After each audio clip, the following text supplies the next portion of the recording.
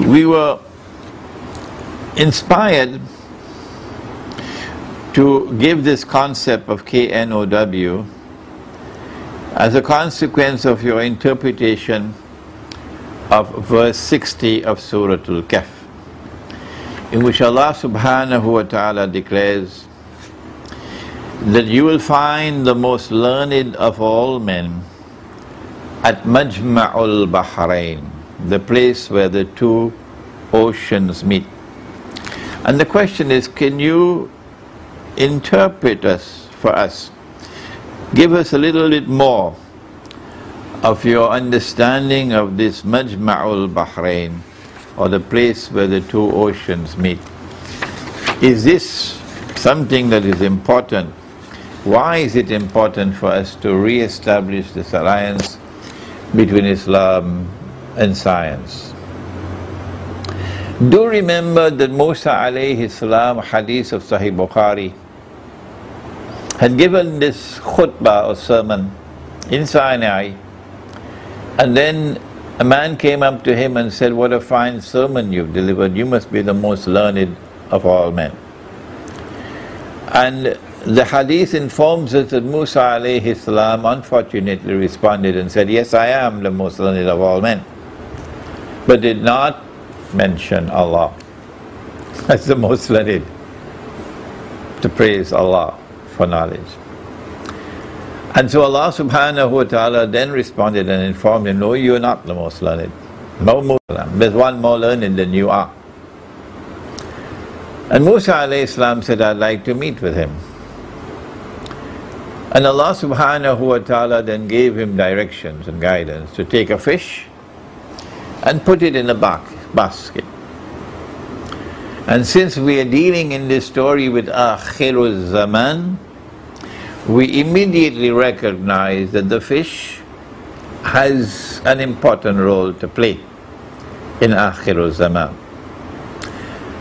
Perhaps the first comment that we can make concerning the fish, that it is food. It is a source of nutrition.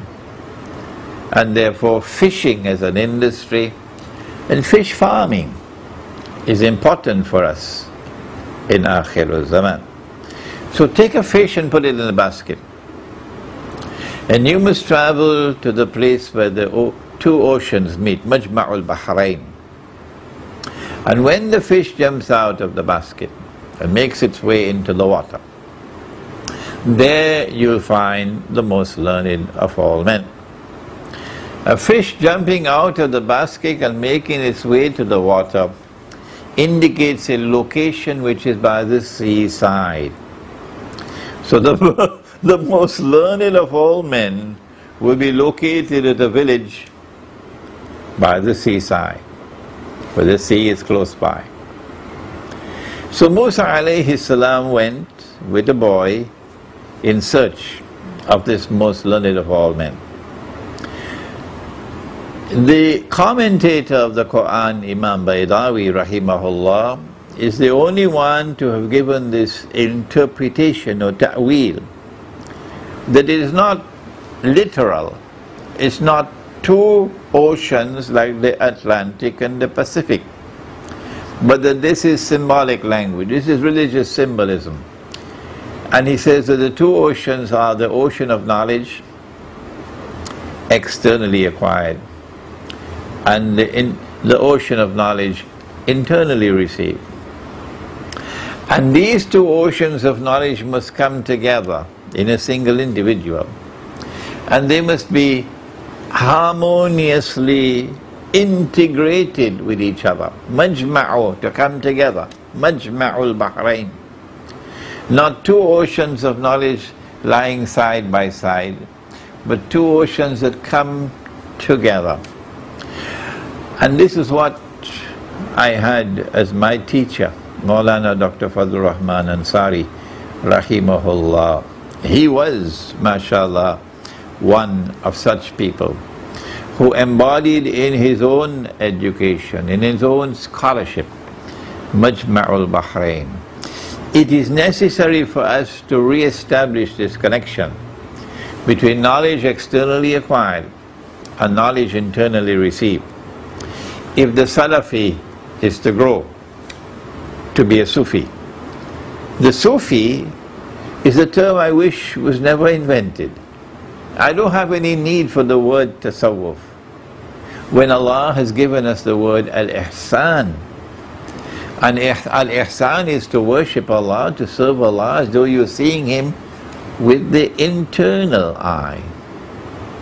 And so knowledge internally received is the highest stage of religion. There is Islam, and there is Iman, and there is Ihsan. And it is at Ihsan that you will meet Khidr alayhi salam. And the scholarship that we need for this age, and I hope that my students are listening, so that tomorrow when I am in my grave, as my teacher today is in his grave, you will take upon your shoulders this struggle to bring these two worlds together, the world of knowledge externally acquired, the world of knowledge internally received, and bring them together to form a harmonious whole. That is the wisest of all men, the most learned of all men. And this is the only scholarship that can penetrate and understand Akhirul Zaman. And this is the only scholarship that can respond to the challenges of Akhirul Zaman. I don't think our Darul Ulum is doing that today. I don't think Al-Azhar University is doing that today. But you, my students, have a duty to struggle to achieve that.